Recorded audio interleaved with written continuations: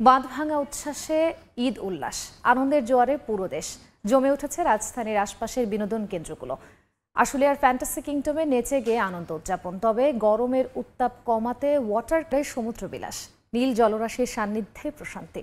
টানা ছুটিতে ঈদের দ্বিতীয় দিনে বিশ্বের দীর্ঘতম সমুদ্র সৈকত কক্সবাজারে ভিড় করেছেন লাখো ভ্রমণ পিপাসু। মোহাম্মদ ফেরেজ ফরজের ক্যামেরায় বিস্তারিত জানাচ্ছেন সুজাউদ্দিন রুবেল। ছড়িয়ে পড়েছে বৈশাখীর রং। পানিতে ফুল ভাসানোর মধ্য দিয়ে শুরু হলো উৎসবের মূল আনুষ্ঠানিকতা। বাংলা বছরের শেষ দিনে চাকমা সম্প্রদায় ফুলবিজু, ত্রিপুরা হাড়ি বৈশাখ, মারমারা সূচি কাজ করেন। সবার অংশগ্রহণে ব্যস্ত আওয়ামী লীগ ও বিএনপি নেতারা। মাঠ পর্যায়ের নেতাকর্মীদের উজ্জীবিত ও সক্রিয় হওয়ার বার্তা দিচ্ছে বিএনপি। আর আওয়ামী লীগের নেতারা বলছেন, 5 জনের মর্মান্তিক মৃত্যুর জন্য নৌ সেক্টরের দীর্ঘদিনের বিশৃঙ্খলাকে দায়ী করছেন বিশেষজ্ঞরা। এদিকে ঘাটে ভিড়তে অসুস্থ প্রতিযোগিতা ও মালিক পক্ষের স্বেচ্ছাচারিতাকে দায়ী করলেও গা বাঁচানোর চেষ্টা বিআইডব্লিউটির।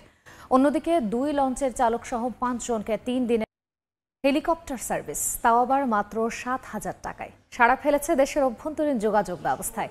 এতে প্রতিনিয়ত বাড়ছে যাত্রী সংখ্যা। 27 ওয়ানডে বিশ্বকাপের জন্য 8টি ভেন্যুর চূড়ান্ত তালিকা প্রকাশ করেছে ক্রিকেট দক্ষিণ আফ্রিকা।